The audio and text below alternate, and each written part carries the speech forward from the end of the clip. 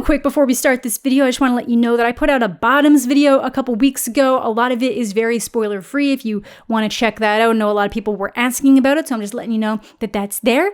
Moving into the video. So I recently returned from the 2023 Toronto International Film Festival, and I'm here to tell you what I watched, what I loved, and what made me question my sanity. Cause there's always something. Sadly, there's no Dear Evan Hansen levels this year.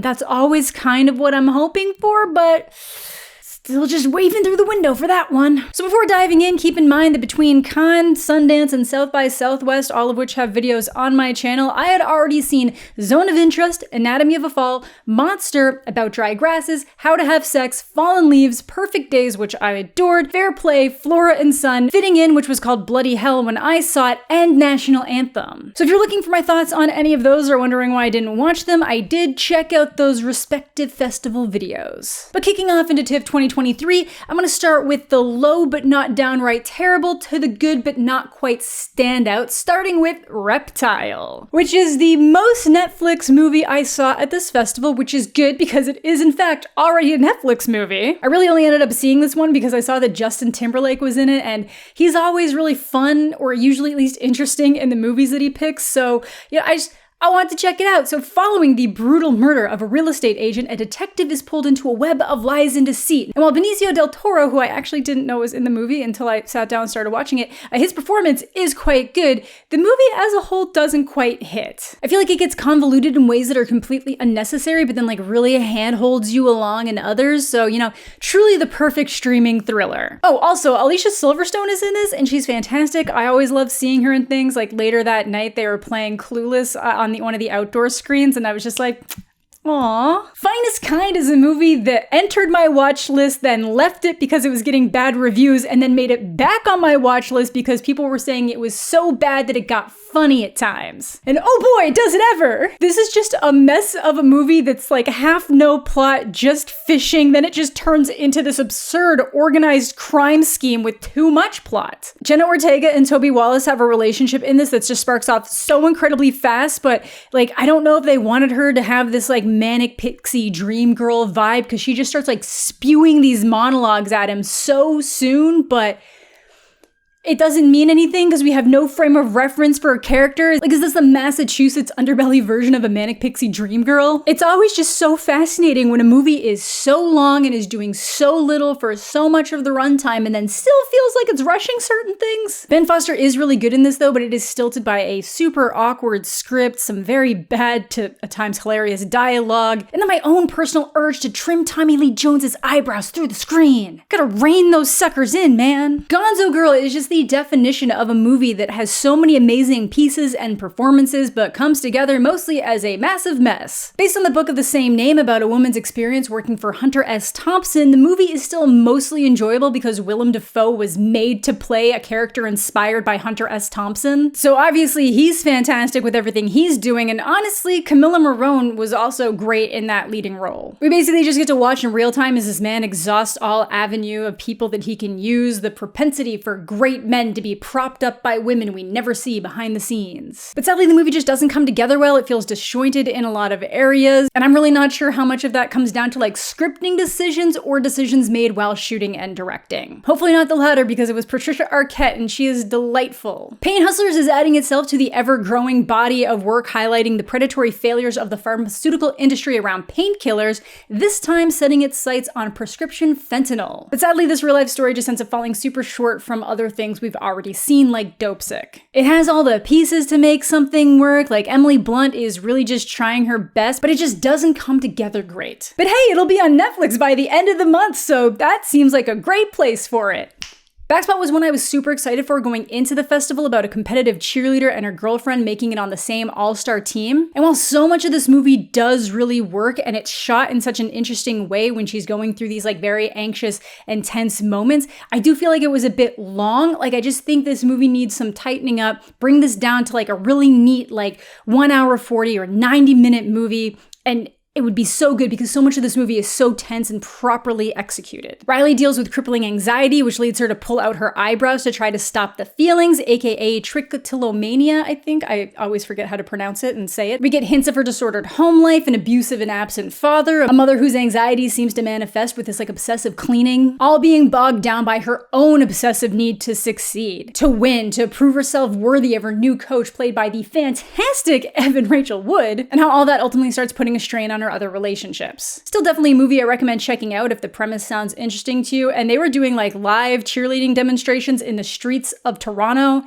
I felt very nervous for them, but it was impressive. With the follow-up to The Assistant, Kitty Green is back with The Royal Hotel, a much more overt look at the treatment women face when her two protagonists find themselves working in a remote bar in the Australian outback. Almost entirely populated by men, the local behavior rapidly starts crossing lines before the situation spins out of control. There's a lot about this movie that I really love, but I don't know if it quite earned the ending that we got. I love the ending that we got. I just wanted something more to kind of like ramp into it. It was my first film of the festival, and it was a great way to start it off, and the music rips. Uproar. I was so excited for Uproar. I think Julian Dennison is just so delightful. I love a solid coming-of-age story. I love New Zealand comedy. But sadly, Uproar just ended up falling a little short for me. I love so much of what this movie is trying to tackle with ideas of identity, racism, class structure, and pursuing dreams. Just trying to find your place in a world that you don't fully understand yet. I just think it struggled to mesh all of it together cohesively. Definitely still worth the watch, though. Humanist vampire seeking consenting suicidal person. Yeah, it's pretty much what the title makes it sound like. We've got like a young teen-ish vampire who doesn't want to kill people, realizing that she can probably just track down someone who wants to die instead. But when she finds this person, an unusual bond forms as she tries to help him find some final things to do before he dies. Super cute. The Promised Land, aka Bastarden. Based on a novel that's creating a fictional account around some real-life people that have largely been lost to history. The Promised Land is about a man trying to cultivate the heath of Jutland in 1755, coming at odds with a local lord and county judge who believed the land to be his own. And while this is highly dramatized, there is no record that these two very real people ever came into contact with one another. The movie really is about men seeking power and the lengths they'll go to achieve it, and their selfish desires getting in the way of progress. And while our villain, who's the Lord, Frederick de Schinkel, is this truly despicable, despisable man, our hero in Mads Mikkelsen's Ludwig Kalen is much better in his pursuit of stature and respect. Like, there are times you're gonna want to hit him just as much as you want to hit the other guy. Overall, a pretty interesting movie. I'm not entirely sure where I land on it rating-wise. There are moments that I love so much and other aspects that maybe fall a little bit shorter, but interesting and worth the watch. If you're wondering why they changed the title, it's because I guess in Danish, which the film is, bastard isn't an insult. It is very literally just the like child born out of wedlock, which is kind of the idea of that's what Mads Mikkelsen's character is. And this is obviously, it would be an insult here, so he didn't want it to be taken in that way, even if he is kind of a bastard in every now and again. We grown now, two best friends growing up in the Chicago housing projects push to make their presence known in the world around them as the harsh realities of that world start closing in on them. This is a very poetic movie about the places we're from, the people we meet there, the places we'll go, and how all that shapes us into the person we become. I feel like it jumped around a little bit on tone and like line delivery, especially with like the younger kids, but overall a worthwhile watch. Hell of a Summer, the directorial debut of Finn Wolfhard from Stranger Things and his friend Billy Bryk, who shared screen time with him in When You Finish Saving the World. Hell of a Summer is just a nice little love letter to 80s camp slashers. Now, I know people are probably going to hate me for saying this based on how many people asked me to cover it, but I do think that this is better than the first installment of the Netflix Fear Street series, even though this is less gay. I'm sure a lot of it had to do with the environment I was watching it in, but I think that so much of this movie was very effective, though it does do this very annoying thing like midway through where I felt like it completely cut so much of the tension. The killer in this actually feels genuinely menacing, and I felt like anxious when they were on screen because they were very creepy. Like if I saw what was in the movie kind of like in my apartment, there's a lot of things if I saw them in my apartment, it would creep me out, but I'm just saying it evoked a little fear. But then they kind of waste that by the end, which is like really sad, and obviously some of the humor comes across as like very inside joke teen boy humor, but this one was super fun with the crowd, so hopefully that's how you get to see it too. Close to You. Starring Elliot Page, Close to You is a movie that was actually apparently almost entirely improvised. Obviously there are moments and scenes and like plot beats that they wanted to hit, but most of the dialogue was just very free-flowing, and at times that really works, and other times it is a little bit awkward. But because they were so willing to just let the cameras run as they were setting up these scenes, you definitely get so many solid, genuine moments of authenticity in this story of a trans man returning home for the first time in over 4 years for his father's birthday, trying to reconnect with them, and by chance reuniting with an old friend. I honestly feel like this movie was the most interesting when it's focusing in on the joy Sam now feels just being himself, how his father acknowledges how unhappy he was, how worried they were about him,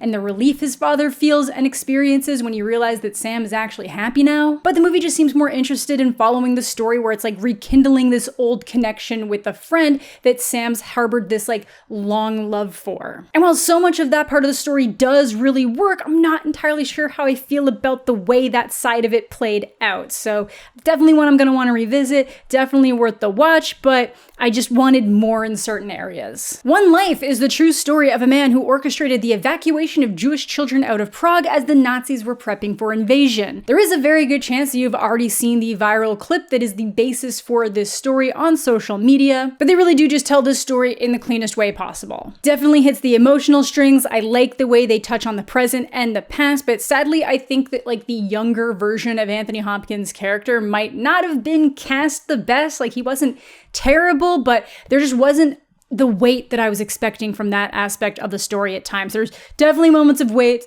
definitely moments where it hits, but I have to wonder if perhaps a different actor could have been better in that role. Not terrible by any means, because I honestly would have preferred more of the movie to be focused on that time period. But this is still just an absolute tearjerker of a movie who spent more time worrying about the failures or trying to avoid thinking about the failures of his actions versus the massive successes he achieved. Also, the woman next to me started like gasping and clutching her husband's arm so fervently during the bigger reveals. Like, I just love the authenticity of her genuinely not knowing what the story was about. Next goal wins. I don't know if there's anything about this movie that I can say other than cute. It's nice. It's a decent telling of this underdog story of an American Samoan football team, but there's nothing else really to chew on, and it's also like self-admittedly very fictionalized. And when I say nothing bigger to chew on, like literally this movie was introduced by Taika Waititi with like, here you go, like have fun watching a movie where nothing bad happens. Though I will say there is a massive emotional gut punch at the end, and then there's obviously so many different laughs and great characters and funny little bits, but this just wasn't the strong return to form I was hoping for from Waititi. But hey, not everything can be A Hunt for the Wilder People or Jojo Rabbit, I suppose. The Teacher's Lounge is a tense movie about accusations of theft swirling around a small school and one teacher's attempt to protect her students,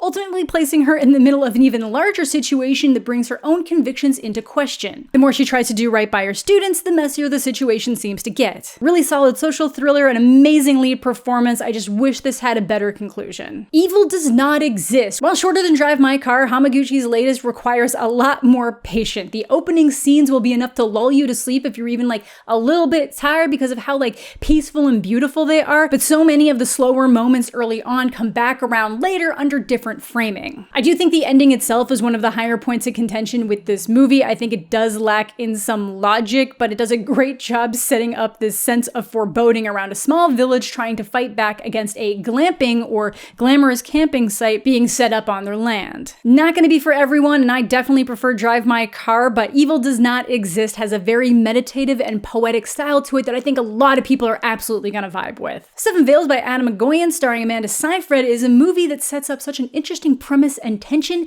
but never quite pushes it that like one step further to make the whole thing truly memorable. Either way, I really enjoyed it. I think a lot more than some of the other people in my group did. I really enjoyed putting together the pieces of information that were being revealed to us. It's a very weird story of a woman being asked to direct an opera rendition of Salome based on the version she helped produce with her former mentor. But as the story builds, Janine is haunted by disturbing aspects of her past that were used as inspiration for the original opera and how she's trying to reconcile it all now with her current life. As reality begins to blend with the very intense story of Salome, the woman who had John the Baptist killed simply so she could kiss him, which the movie states is one of, if not the first recorded sex crime in biblical history, Janine also seems to start losing a lot of her own sanity and grounding. So as interesting as this was, there are so many areas of the story that really could have been amped up more, but it does choose to stay more grounded, which is fine. I was still riveted while watching, and I'm pretty excited to revisit it. Daddy-O, more like Mommy-O, the movie that put me within a meter of Dakota Johnson, is just this nice, mostly contained to a car story about a cabbie and the girl he picked up up from the airport. The two of them just have this back and forth conversation that progressively gets more personal as they unwind the relationships in their lives. Maybe it's a little bit oversimple in areas, but I really enjoyed this one because the performances were so strong. Also just love Dakota cracking innuendos about 50 Shades of Grey. Until you see the nudes. Well,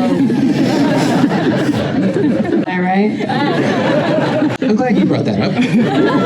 His WGA, I guess, SAG stuff, we can't really talk about struck work, I hope you all understand, but there are films in your past which are designed. A body of work. Yeah. Which brings us to the worst movies of the festival, and I can literally hear the police in the distance, the sirens coming to get these trash movies. Though I gotta say I was pretty lucky. While nothing was a huge runaway standout for me, it took a while to see anything that I'd consider bad, but oh boy, are these ones real bad to make up for it. AGGRO Drift by Harmony Korine. Harmony Korine has always been a controversial filmmaker, but with this movie, he's self-admittedly not even sure if he made a movie or if he had any interest in making one at all. According to some of the interviews, it seems like this came about entirely from being annoyed at the landscape of movies and wanting to make something new, but that new thing was a never-ending GTA cutscene with an infrared gimmick. Like, this thing genuinely feels like a PS2 game, but a bad one. And I know the vibes are gonna do it and have been doing it for some people. And while I laughed at so many of the line deliveries and on-screen actions of large men humping swords, it's just the more I think about this movie, the more angry I am about it. And the more I listen to Korine talk about it, the more angry I seem to get. Ultimately, the whole thing feels like a waste of time trying to masquerade as something new and exciting, but you know what?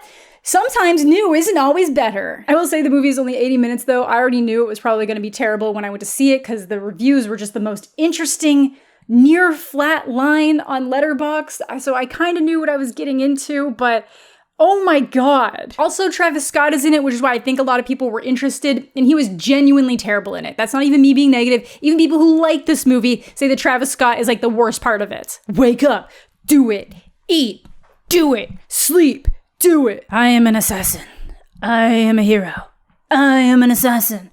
I am a hero. Which brings us to Chris Pine's Poolman, the only movie going to bat with AGGRO Drift for worst movie of the festival, and hell, at least I know that at the end of the day, Harmony Korine made exactly what he wanted. Whereas with Poolman, I think so much of the intention fell completely short. Directed by and starring Chris Pine and written by him and Ian Gottler, this is sadly one of the aforementioned bad actor directed movies. And I was really hoping it was going to be one of these things that might just not be hitting with the audiences seeing it and that I was really going to enjoy it and I'd be the intended audience, but no. It's essentially about a pool man getting pulled into a weird web involving a dirty city council, but it's just so badly written and executed that the progression of events are just dumb. And not dumb in a fun way. It feels like it might want to be a weirder version of The Nice Guys, but no, it's just bad. It's just a total mess of a movie with awkward performances, disjointed logic, and I was like really kind of hoping that this would vibe more like an Under the Silver Lake, but like, shit, I think it fucking wishes. This genuinely just feels like so much of the connective tissue for the movie was just left on the cutting room floor, but I don't even know if that was the case. Like, that's just me trying to be charitable and explaining what the movie ends up feeling like. Somehow I think this is actually worse than Chris Pine's last what the fuck acting outing with Don't Worry Darling. And I spent a lot of time with Don't Worry Darling, so I am not saying that lightly. Watch my video. But moving out of the worst, this brings me to what was like one of the highly anticipated movie of the festivals, perhaps the most anticipated, constantly sold out, seems to be beloved by crowds, but the one that I seem to be departing on opinions from, The Boy and the Heron. The latest from renowned filmmaker Hayao Miyazaki, and I didn't love it. This is absolutely my unpopular opinion of the fest, so you can feel free not to listen to any of this, but I find that so much of this movie works. What it's going for is beautiful. It's an excellent self-reflection in so many ways, but the way it comes together just doesn't work for me. Though I didn't hate it by any means, I am just very middle of the road on it. Though disclaimer, I am very 50-50 opinion-wise on person gets pulled into a fantastical world stories, and sadly, this hit the side of that I don't care for very much. So once that happened, the movie just really started to lose me. But once the story really starts going and you can start processing a lot of the different themes, it does literally feel like you're watching the dismantling of Miyazaki's own career and legend in fable form. There's just like one scene that starts off so beautiful and it was happy, and then it just gets flipped to this like just really sad thing happening, and it just almost starts feeling like it's just like questioning why we make anything when it's all just so prone to destruction, when we're also prone to destruction. But I just didn't find the journey to get there that compelling. I do love the actual moment when our protagonist comes upon the person he's looking for.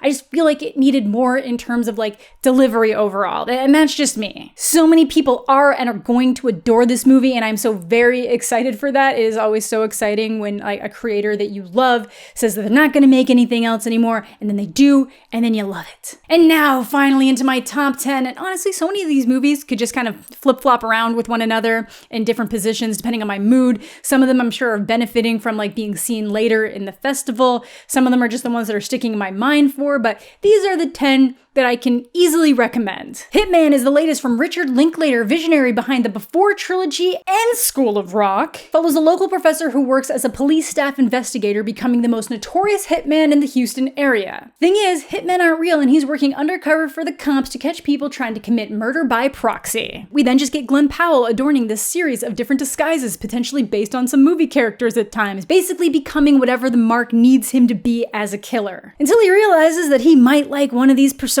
more than himself. And like many Linklater movies, there is a love story at its core. Oddly, that is kind of where I find that this movie gets a little bit murkier the further it goes, but it is still super funny, very nice little twist on a real life story out of the Texas Monthly magazine. And it was recently picked up by Netflix, who apparently do have a theatrical release plan, so should be coming your way soon. I did have a blast with this movie. It's definitely one of those like more hype ones coming out of the festival. Okay, I know Quiz Lady is a more simple, basic comedy, but I really had a blast with it. We've got Sandra Oh and Awkwafina essentially role reversing, where Awkwafina is the more subdued sister and Sandra Oh's the over-the-top disaster, and it really works. Anne and Jenny need to find $80,000 to pay off their mom's gambling debts, so when Jenny realizes that Anne's still obsessed with the quiz show they'd watched growing up, she orchestrates a plan to get her on the show. And it's just really funny. Like so many of these like straight up comedies are like decently funny or like 50-50, or you know, all of the strong jokes are in the trailer, but I actually thought that almost everything in this movie hit as intended,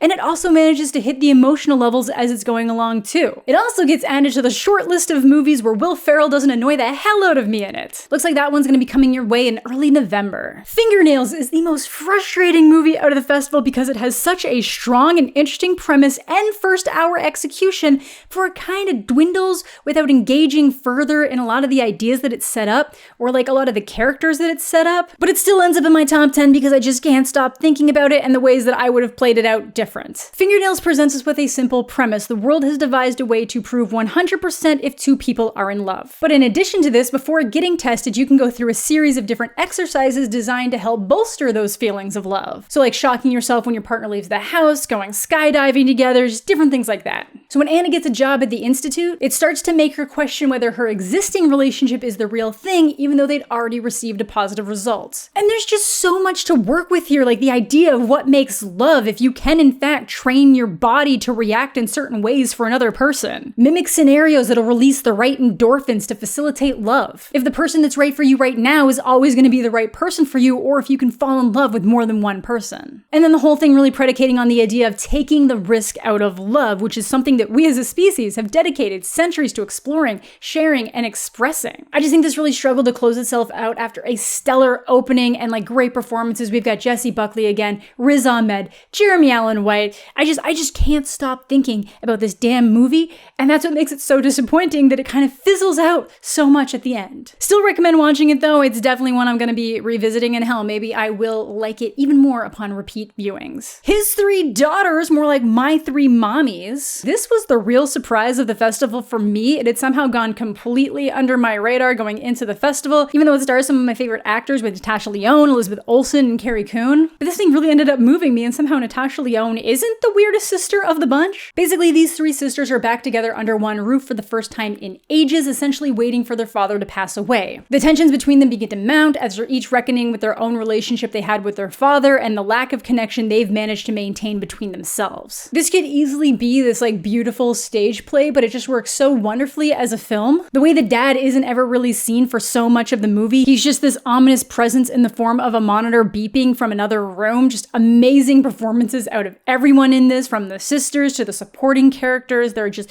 so many standout moments in this movie. All topped off with a scene at the end that is perhaps one of the most moving moments I've ever seen in a movie, especially in recent memory. And like, I might actually just start crying when I think about it again now. It is this really great, beautiful movie that it's taking so many different things into account, like the life we live, the things we leave behind, the things we leave unsaid. It's really good. Bringing us to the polar opposite with Dumb Money. Probably the only biopic that could have a turnaround this fast and still feel like enough time has passed to talk about it. Dumb Money tells the story of the GameStop stock fiasco of 2021, where the short sellers got a little bit fucked by a group of Redditors all making memes following one man, Keith Gill, aka Roaring Kitty. And this is just a style of movie I like a Blackberry, a Big Short, a Social Network, without being nearly as good as the latter two. Like Big Short and Social Network are kind of like those bitches of the genre, but it's still super fun. We got like great performances all around from like so much of the cast. I like how it bounced around from what Keith was doing to how the Wall Street players were reacting to what some of the investors' lives would have looked like. The debate of when to sell, how long to hold, to the moon, the whole Robin Hood side of things. Ultimately ending with what we all already know. The top dogs will always shut out the little guy. This wasn't the massive shift in the market that it should have been, but hey, there were still some fuck yous to go around. I think the movie should have gone deeper and harder in certain areas, and yeah, an argument can definitely be made to say it was too early to make this movie if hindsight is what you're after, but that doesn't really seem like it's what they're interested in. Especially considering the fact that the Winklevoss twins, the Winklevi themselves, are executive producers on this movie who are still trying to scam the little guys online. The audible oof from my audience when their names popped up on screen. I also just really like Craig Gillespie's directing style, so it was a win for me. Dream Scenario was one of the most interesting movies out of the festival, directed by Christopher Borgli, who directed last year's Sick of Myself, starring Nicolas Cage. Dream Scenario tells the story of Paul Matthews, a schlubby professor who becomes an overnight phenomenon when he spontaneously begins to appear in people's dreams all around the world. That premise alone is amazing. That somebody you don't know and have never seen can suddenly occupy space in your brain for weeks, and then it's not until a news article comes out identifying the man that you realize it's who you've been seeing. And then the opposite side of you being the person who's the shared conscious experience, it becomes this in-the-moment real-life meme that seems like Paul will actually benefit before it starts to spiral out of control. And the best message I can take out of that is you can't control the image that other people have of you inside their mind. This movie ends up being a commentary on cancel culture and internet fame more so than some weird focused phenomenon, and it never quite shines a light on Paul's actual transgressions in the movie, so I'm not entirely sure where I land on things by the end. It does also seem to get less interesting the further it goes into the fallout of the situation. And honestly, hearing the director and Nick talk about the movie after the fact left me questioning even more things in terms of intention, and Nick almost seemed to like become Paul to the point that he didn't even understand his own character's bullshit anymore. Paul just seems like this guy who wants all the accolades and respect from other people without putting in the work to achieve it. The movie's almost challenging you to remain more sympathetic to this person even as he's starting to like neglect the people that actually love him and doing all sorts of like bad things before the bad things really start happening to him. Either way, super interesting movie. I had a lot of laughs. I'm not entirely sure it knew how it wanted to end, but definite recommend from me. Wicked Little Letters is truly just the definition of serving the C word that YouTube doesn't like it when I use, even though I'm a woman and have the right to. The movie starts as with the text, "This is more true than you'd think," which I thought was just an absolutely delightful way to say that this was inspired by real events. The story is about a woman who starts receiving a series of vile letters telling her to shove a variety of objects up her hoo-ha with increasingly creative language. And suspicion ultimately falls on her foul-mouthed neighbor, Rose, a recent arrival from Ireland who doesn't behave the way people believe a lady should act, but the main point of contention here, why would Rose send letters when she's perfectly willing and often does say these things right to Edith's face? Based on the real-life Little Hampton letter scenario, the letters eventually start spreading out to women all throughout the town, so Rose ends up on trial and ran the risk of losing her daughter forever before police start to take a closer look at the situation that seemed like a closed case. And while that seems very intense, which at times it does get, the movie is absolutely hilarious. We've got Jessie Buckley again and Olivia Colman. They are just stunning in this movie. So many people are so funny, and there's really not much negative I can say about it other than the fact that Edith's father in the movie being like too cartoonishly evil and annoying to the point that he was just like, it was too much. I love a dedicated villain. I love someone we can really just rally behind and hate, but Sometimes people are too much. Easily one of my favorites of the festival. Can't wait to rewatch it, and I'm excited for other people to catch it too. The Holdovers is the latest from Alexandra Payne, starring Paul Giamatti, newcomer Dominic Sessa, who was fantastic, and Divine Joy Randolph, who we most recently saw in The Idol, but she was great there too, okay? And it's just this delightful little movie set in the 1970s in every conceivable way, everything from the fake 70s style focus feature intro, the old ratings logo, the slight pop and crackle to the audio. It honestly feels more like something that was rediscovered from the 70s versus a movie that was made to feel like it was made in the 70s now. The Holdovers is about a student left behind at his boarding school over winter holidays with his stodgy teacher and the school's cook. The three form an unusual bond as we learn more about their individual lives, and it just feels nice. Like, there's a lot of very not nice things that happen and like individual struggles these people go through, but it just evokes this feeling of winter. It feels so Christmassy. Like, I can't wait to curl up all cozy with a nice tea, or as Karsten said, a bowl of soup on a cold day, and watch through this again. Giamatti is absolutely knocking it out of the park here, potentially a career best, but all of the central characters are fantastic, and this is just the type of movie that feels like an instant classic without really doing anything new or special specifically. Trailer's already out for that one, so it should be pretty soon. American Fiction is easily one of the best movies out of the festival. I think it won the People's Choice Award, even if it does get a little bit muddy in areas. It's a biting satire and deeply funny adaptation of Percival Everett's novel Erasure. Starring Jeffrey Wright, American Fiction is about author Monk Ellison struggling to have a new book published because his Black experience isn't seen as Black enough for the market. In an attempt to expose the publishing world's shortcomings, Monk writes a satirical novel under a pseudonym, but rather than shining a light on the hypocrisy, the book becomes an instant success. Ultimately, this ends up being a look at the idea of like tokenization in entertainment and media, and the only area I really feel like it left unturned was flipping an eye on the audience and our own misconceptions. Like, there were some people near me laughing a little bit too hard at certain jokes, so if it had really kind of done a little bit of that to make people squirm a little bit, might have been better. And while not perfect, I do find that one of the side plots get a little bit muddy. This is an easy crowd pleaser that'll hopefully leave some people thinking a bit more critically. But either way, I had a great time with this one. It was adapted for the screen and directed by Cord Jefferson, who's previously worked on Succession and The Watchmen show, and it is absolutely worth the watch. Bringing us to Woman of the Hour, which was the real surprise for me at the festival. Like, I was hoping I was going to enjoy it, but I didn't really look much into it beyond some kind of thriller surrounding a dating show, directed and starring Anna Kendrick. And then a festival that had a lot of movies directed by actors that just shit the bed or were like very lackluster. Anna Kendrick absolutely crushed it with a clear vision and startling imagery, at times quite difficult scenes to watch, all shining light on a situation that so many women find themselves in. Now, this is a crime drama based on the real life event of a serial killer ending up on a dating show, a premise that sounds like a parody, but that was a tragic reality. That this man committing heinous acts felt so untouchable that he went on national television. The movie is very transgressive at times and pulls it in that awkward humor and discomfort that Anna Kendrick's been known for throughout her career, but really uses that to just amplify the stark nature of this thriller. Some may find scenes to be a little bit excessive at times, but it doesn't really feel like it's glorifying the actions taken against these women. It really just felt like it was to show how brutal this man's actions were and how absurdly long it took for him to be brought to some semblance of justice. How infuriating it is to have to placate someone's emotions for fear of being hurt. How the movie manages to pepper in the systemic issues that women have to deal with, and not just from a man literally trying to kill them. I really like the way that the movie's told in the non-linear fashion. Like, you have the core story of this woman who is like the main contestant on the dating show that we kind of always return to, but then it bounces us around to different points on the timeline of his crimes, before completely pulling away from Kendrick and shining this final highlight on a victim triumph, before dealing the additional blow of judicial incompetence to close us out, because, you know, you've always got to just be like, hey,